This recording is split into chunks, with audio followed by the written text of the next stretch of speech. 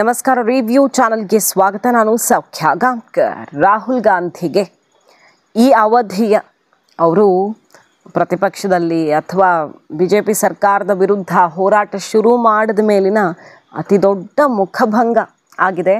ಮೋದಿಗೆ ಕಾಂಗ್ರೆಸ್ನಿಂದನೇ ಸರ್ಟಿಫಿಕೇಟ್ ಸಿಕ್ಕಿದೆ.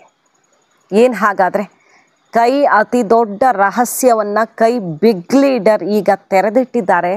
ರಾಹುಲ್ ಗಾಂಧಿಯವ್ರಿಗಿದು ಬಹಳ ದೊಡ್ಡ ಸೆಟ್ ಬ್ಯಾಕ್ ಅಂದರೆ ಎರಡು ಮಾತೇ ಇಲ್ಲ. ಅದರಲ್ಲಿ ಎಲ್ಲ ಎಕ್ಸ್ಪೋಸ್ ನೋಡಿ, ಎಲ್ಲವನ್ನು ಕೈ ನಾಯಕನ ಎಕ್ಸ್ಪೋಸ್ ಮಾಡಿರೋದು.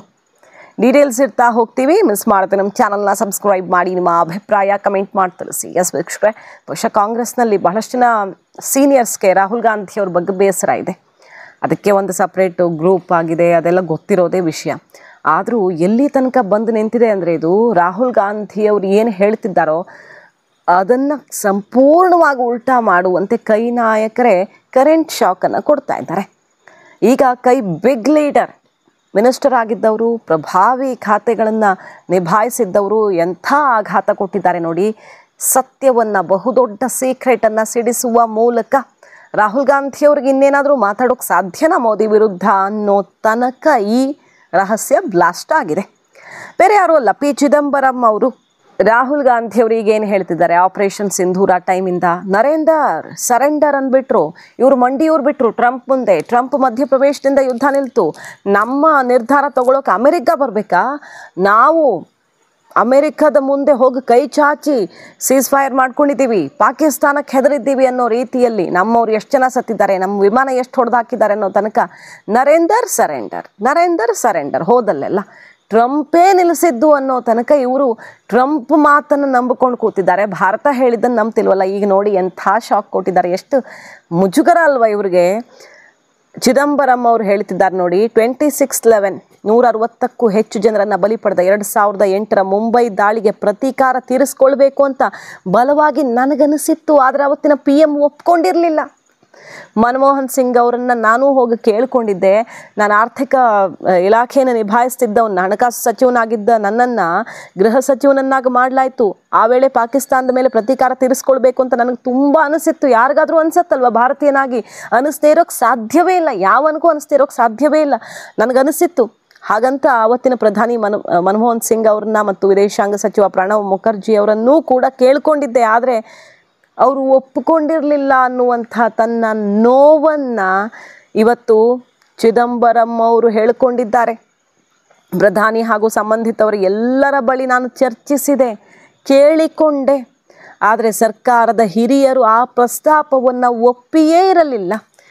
ನೋಡಿ, ಈಗ ಮೊನ್ನೆ ಪಹಲ್ಗಾಮ್ ದಾಳಿ ಸಣ್ಣದು ದೊಡ್ಡದು ಅನ್ನೋದಿಲ್ಲ. ನಾಗರಿಕರನ್ನು, ಅಮಾಯಕರನ್ನು ಹೀನಾಯವಾಗಿ ಕೊಂದರು. ಆವತ್ತು ಇನ್ನೂ ಭೀಕರವಾಗಿತ್ತಲ್ವ. ಅದೇ ರೀತಿ ನಾಗರಿಕರ ಹತ್ಯೆ ಆಗಿತ್ತು. 160 ಅದಕ್ಕೂ ಹೆಚ್ಚು ಜನರನ್ನು ಸಾಯಿಸಿದಂಥ 26/11 ಅದು ಇಡೀ ದೇಶ ಕರಾಳವಾದಂಥ ದಿನ. ಯಾವತ್ತೂ ಮರೆಯೋಕ್ಕೆ ಸಾಧ್ಯವಾಗದಂಥ ಒಂದು ದಿನ. ಎಂತಹ ಪ್ರತೀಕಾರವಾಗಬೇಕಿತ್ತು. 26/11 ಅಟ್ಯಾಕ್ಗೆ ನೀವು ಏನು ಮಾಡಿದ್ರಿ ಅನ್ನೋದು ಆಪರೇಷನ್ ಸಿಂಧೂರ ಟೈಮಲ್ಲೂ ಚರ್ಚೆ ಆಯಿತು.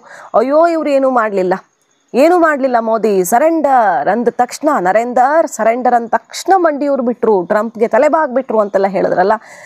ಏನು ಮಾಡಿದೆ ಭಾರತ ಅನ್ನೋದು ಇಡೀ ಜಗತ್ತಿಗೆ ಗೊತ್ತು. 150 ಜನ ಟೆರರಿಸ್ಟ್ಗಳನ್ನು ಫಿನಿಶ್ ಮಾಡಿದೆ. ಅವರ ಉಗ್ರರ ಕ್ಯಾಂಪ್ ಇವತ್ತು POKಯಿಂದ ಭಾರತದ ಬಾರ್ಡ್ರ್ ಹತ್ತಿರ ಎಲ್ಲೂ ಇರೋದಕ್ಕಾಗದೆ ಕಾಲ್ ಕಿತ್ತು ಪಾಕಿಸ್ತಾನದ ಮಧ್ಯಭಾಗಕ್ಕೆ ಹಾರ್ಟಲ್ಲಿ ಹೋಗಿ ಕೂತ್ಕೊಂಡು ಬೇರೆ ಕ್ಯಾಂಪ್ ಕಟ್ಕೊಡಿ ಅಂತ ಕೇಳಿಕೊಳ್ತಿದೆ.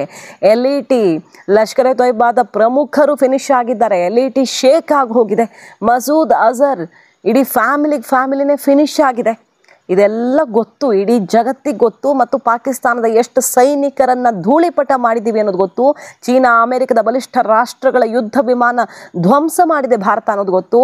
ಅಲ್ಲಿನ ವಾಯು ನೆಲೆಗಳು ಛಿದ್ರವಾಗಿವೆ ಅನ್ನೋದು ಗೊತ್ತು. ಅದನ್ನು ಮತ್ತೆ ನಿರ್ಮಿಸೋದಕ್ಕೆ ಸಾವಿರ ಕೋಟಿ, ಒಂದೊಂದಕ್ಕೆ ಓವರಾಲ್ ಲಕ್ಷಗಟ್ಟಲೆ ಕೋಟಿಯನ್ನು ಮತ್ತೆ ವ್ಯಯಿಸಬೇಕಾಗಿದೆ. ಅಂತಹ ವಿಧ್ವಂಸ ಸೃಷ್ಟಿಸಿ ಬಂದಿದೆ ಬರೀ ಕೆಲವು 1-2 ದಿನಗಳಲ್ಲಿ ಭಾರತ ಅನ್ನೋದು ಗೊತ್ತು. ಆದರೂ ನರೇಂದರ್ ಸರೆಂಡರ್ ರಾಹುಲ್ ಗಾಂಧಿ ಅವರು ಹೋದಲ್ಲಿ ಬಂದಲ್ಲಿ ಹೇಳುತ್ತಾರೆ. ನಮ್ಮ ಭಾರತದ ಬಗ್ಗೆ ನಮ್ಗೆ ಹೆಮ್ಮೆ ಇರಬೇಕಲ್ವ. ನಮ್ಮ ಸೈನಿಕರು ಏನು ಮಾಡಿ ಬಂದಿದ್ದಾರೆ, ನಮ್ಮ ನಿರ್ಧಾರ ರಾಜತಾಂತ್ರಿಕವಾಗಿ ಮತ್ತು ಒಂದು ದೊಡ್ಡ ದಾಳಿ ಆದಾಗ ಹೇಗಿರಬೇಕು, ಅದಕ್ಕೆ ಕೌಂಟರ್ ಅನ್ನೋದಕ್ಕೆ ತೋರಿಸ್ತು ಭಾರತ. ಚೀನಾ ಒಪ್ಕೊಂಡೇ ಇರಲಿಲ್ಲ ಪಹಲ್ಗಾಮ್ ದಾಳಿಯನ್ನು, ಅವರನ್ನೂ ಒಪ್ಪಿಸಿದ್ದಾಯಿತು. SCO ಶೃಂಗದಲ್ಲಿ ಕೊನೆಗೆ ಎಲ್ಲರೂ ಕೂಡ ಖಂಡನೆ ವ್ಯಕ್ತಪಡಿಸಿದ್ರು. ಪಾಕಿಸ್ತಾನದ ವಿರುದ್ಧವೇ ಅಲ್ಲಿ ನಿರ್ಣಯ ಕೈಗೊಳ್ಳಲಾಯಿತು. ಅದೆಲ್ಲ ಭಾರತದ ಗೆಲುವು ಅಂತ ಒಪ್ಪಿಕೊಳ್ಳದೆ ಇದ್ದರೆ ರಾಜಕೀಯಕ್ಕಾಗಿ ರಾಜಕೀಯ ಮಾಡ್ದಂಗಾಗತ್ತೆ. ಅಂಥದ್ರಲ್ಲಿ 26/11 ಅಟ್ಯಾಕಲ್ಲಿ ಕಾಂಗ್ರೆಸ್ ಏನು ಮಾಡಿತ್ತು ಅನ್ನೋ ಸತ್ಯವನ್ನು ಈಗ ಚಿದಂಬರಂ ಅವರು ಬಾಯಿ ತುಂಬ ಅದನ್ನು ನೋವನ್ನು ಹೊರಗೆ ಕಕ್ಕಿಕೊಂಡಿದ್ದಾರೆ. ನೋಡಿ ಎಷ್ಟು ನೋವಿತ್ತು ನನಗೆ, ನಾನು ಬಯಸಿದ್ದೆ ಬಟ್ ಮಾಡಿರಲಿಲ್ಲ ಅನ್ನೋದನ್ನು. ಹಾಗೆ ಏನಾಯಿತು ಅವತ್ತು ಅನ್ನೋದನ್ನು ಹೇಳ್ತಾರೆ. ಇದು ವೆರಿ ಇಂಪಾರ್ಟೆಂಟ್. ಅಮೇರಿಕ ಬಂದು ಹೇಳ್ತು ನಮಗೆ, ನಾವು ಅದನ್ನು ಒಪ್ಪಿಕೊಳ್ಳಬೇಕಾಯಿತು ಅಂತ. ಸೊ ಅಮೇರಿಕದ ಮಾತು ಕೇಳಿದ್ದು ಯಾರು ಅನ್ನೋದು ಗೊತ್ತಾಗ್ತಿದೆ ಈಗ. ಆ ಉಗ್ರ ದಾಳಿಗೆ ಪ್ರತಿಯಾಗಿ ಯುದ್ಧ ಶುರು ಮಾಡಿ ಅಂತ ಜಗತ್ತೇ ಹೇಳ್ತಿತ್ತು ನಮಗೆ. ಯಾರಾದರೂ ಅಂತಹದ್ದೊಂದು ದಾಳಿಯನ್ನು, ನಾಗರಿಕರ ಮೇಲೆ ಆದಂಥ ದಾಳಿಯನ್ನು ಖಂಡಿಸಿ ಅಂತ ಹೇಳ್ತಾರೆ ಭಾರತದ ಫ್ರೆಂಡ್ಲಿ ನೇಷನ್ಸು. ಇಡೀ ಜಗತ್ತೇ ಹೇಳ್ತಾ ಇತ್ತು ಅವತ್ತು, ಯುದ್ಧ ಮಾಡಿ ಬಗ್ಗಬಡಿರಿ ಪಾಕಿಸ್ತಾನವನ್ನು ಅಂತ. ಆದರೆ ಅಮೆರಿಕದ ವಿದೇಶಾಂಗ ಸಚಿವೆಯಾಗಿದ್ದ, ಇದು ಕೇಳಿಸ್ಕೊಳ್ಳಿ, ಅಮೆರಿಕದ ವಿದೇಶಾಂಗ ಸಚಿವೆಯಾಗಿದ್ದ ಕಾಂಡೋಲೀಜಾ ರೈಸ್ ನನ್ನನ್ನು ಭೇಟಿಯಾಗಿ, ಅಂದರೆ ಚಿದಂಬರಂ ಅವ್ರನ್ನ ಭೇಟಿಯಾಗಿ ದಯವಿಟ್ಟು ಸಮರ ಸಾರಬೇಡಿ ಅಂತ ಕೇಳಿಕೊಂಡ್ರು. ನಾನೇನು ಹೇಳಲಿಲ್ಲ, ನನ್ನ ಮನಸ್ಸಲ್ಲಿ ಪ್ರತೀಕಾರ ಆಗಬೇಕು ಅಂತ ಇತ್ತು, ಆದರೆ ಅದನ್ನು ಸರ್ಕಾರಕ್ಕೆ ಬಿಟ್ಟೆ. ಆಮೇಲೆ ಕೊನೆಗೆ ಸರ್ಕಾರ ಅಂಥದ್ದು ಯಾವುದು ಕೆಲಸ ಮಾಡಲಿಲ್ಲ, ರಾಜತಾಂತ್ರಿಕ ಮಾರ್ಗದಲ್ಲೇ ಬಗೆಹರಿಸ್ಕೊಳ್ಳೋಣ ಅಂತ ಮನಮೋಹನ್ ಸಿಂಗ್ ಅವರು ತೀರ್ಮಾನ ಮಾಡಿದ್ರು. ಹಾಗಂತ ಉಗ್ರರ ಮೇಲೆ ಮೃದು ಧೋರಣೆ ಅಂತ ಅಲ್ಲ. ಆವತ್ತಿನ ಪರಿಸ್ಥಿತಿ, ಯುದ್ಧ ಸನ್ನದ್ಧತೆ, ಸೇನೆಯ ತಯಾರಿ, ಗುಪ್ತಚರ ಸೇವೆ ಎಲ್ಲ ಭಿನ್ನವಾಗಿತ್ತು ಅಂತ ಪಾಪ ಆಮೇಲೆ ಕಾಂಗ್ರೆಸ್ಸಿಗನಾಗಿ ಅವರು ಇನ್ನೂ ಹೆಚ್ಚೇನು ಹೇಳೋಕ್ಕಾಗಲ್ವಲ್ಲ, ಇಷ್ಟು ಹೇಳಿದ್ದಾರೆ. ಇದಕ್ಕಿಂತ ಇನ್ನೇನು ಹೇಳೋಕ್ಕೆ ಸಾಧ್ಯ? ಇದೇ ಪ್ರಶ್ನೆ ಅಲ್ವಾ ಅವತ್ತು ಎದ್ದಿದ್ದು. 26/11 ಯಾರ ಸರ್ಕಾರ ಇದ್ದಿದ್ದು ಆ ಅಟ್ಯಾಕ್ ಆದಾಗ? ಯಾಕೆ ಒಂದು ಕೂದಲು ಕೂಡ ಕೇಳಲಿಲ್ಲ ನೀವು ಪಾಕಿಸ್ತಾನದ್ದು ಅನ್ನುವಂಥ ಆಕ್ರೋಶ ಸಿಡಿದಿತ್ತು. ಆದರೆ ಮೋದಿ ಸರ್ಕಾರ ಇವತ್ತು ಮಣ್ಣಲ್ಲಿ ಮಣ್ಣು ಮಾಡಿಸ್ತೀವಿ ಅವ್ರನ್ನ ಅಂತ ಬಿಹಾರದಲ್ಲಿ ಶಪಥ ಮಾಡಿದ್ರು. ಹಾಗೆ ಮಾಡಿದ್ದಾಯಿತು, ಹೆಡೆಮುರಿ ಕಟ್ಟಿದ್ದಾಯಿತು. ಉಗ್ರರ ಕ್ಯಾಂಪನ್ನು ಧ್ವಂಸ ಮಾಡಿ ಪಾಕಿಸ್ತಾನ ಇನ್ನು ಮುಂದೆ 2 ಸಲ ಯೋಚನೆ ಮಾಡಬೇಕು. ಭಾರತದ ಸಹವಾಸಕ್ಕೆ ಬರೋದಾದರೆ, ಯಾರದ್ದೋ ಮಾತು ಕೇಳಿಕೊಂಡು ಭಾರತ ಹಣಿಬೇಕು ಅಂತ ಬರೋದಾದರೆ 2 ಸಲ ಯೋಚನೆ ಮಾಡಬೇಕು ನಮ್ಮ ಕಥೆ ಏನಾಗತ್ತೆ ಅಂತ.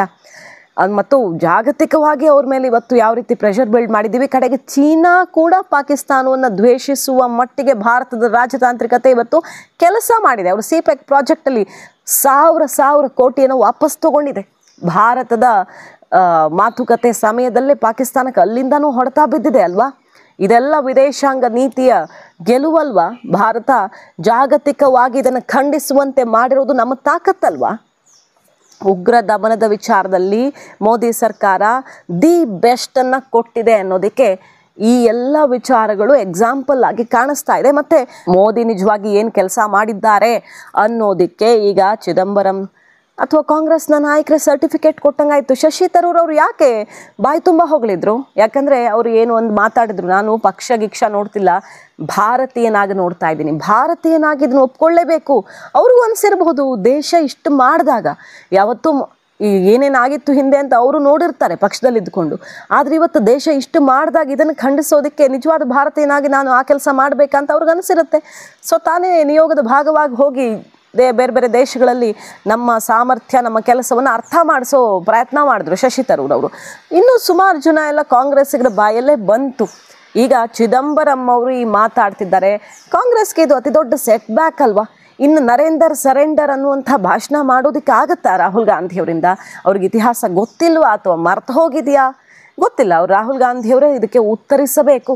ಒಟ್ಟಿನಲ್ಲಿ ಕೈಗೆ ಬೇರೆ ಯಾರೂ ಬೇಕಾಗಿಲ್ಲ, ಕೈ ನಾಯಕರೇ ಆಗಾಗ ತಿರುಗಿಸಿ ಕೊಡ್ತಾ ಇರ್ತಾರೆ. ಅದು EVM ವಿಚಾರದಲ್ಲಿರಬಹುದು. EVM ಅಂದಾಗ ಮೊದಲು ಬದಲಾವಣೆ ನಮ್ಮೊಳಗಾಗಬೇಕು ಅನ್ನೋ ಚಾಟಿ ಏಟ್ಕೊಟ್ರು.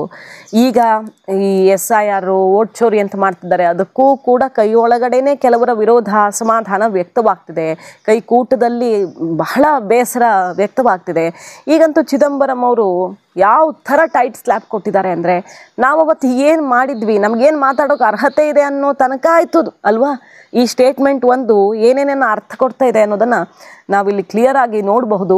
ರಾಹುಲ್ ಗಾಂಧಿಯವ್ರ ಮೇಲಿನ ಬೇಸರದಿಂದಾಗಿ, ಅವ್ರ ನಾಯಕತ್ವದಿಂದಾಗಿ, ಅಸಮಾಧಾನ, ಜಿಗುಪ್ಸೆಯಿಂದ ಈ ಥರ ಎಲ್ಲ ಸೀಕ್ರೆಟ್ಸ್ ತೆರೆದಿಟ್ಟು ಕೈಗೆ ಶಾಕ್ ಕೊಡ್ತಿದ್ದಾರಾ, ಮೋದಿಗೆ ಗಿಫ್ಟ್ ಕೊಡ್ತಿದ್ದಾರಾ ಅಂತ ಅನಿಸುತ್ತೆ ಮೇಲ್ನೋಟಕ್ಕಂತೂ. ಕೈ ಸೀನಿಯರ್ಸೇ ಈಗ ತಮ್ಮ ಧೋರಣೆಗಳ ವಿರುದ್ಧ ತಿರುಗಿ ನಿಂತಂತಿದೆ ಇದು. ಇಷ್ಟೆಲ್ಲ ಆದಮೇಲೂ ರಾಹುಲ್ ಗಾಂಧಿಯವರು ಯಾವ್ಯಾವ ರೀತಿ ಅಸ್ತ್ರಗಳನ್ನು ತಯಾರು ಮಾಡಿಕೊಂಡಿದ್ದಾರೆ ಮೋದಿ ಸರ್ಕಾರದ ವಿರುದ್ಧ ಕಾದು ನೋಡಬೇಕು.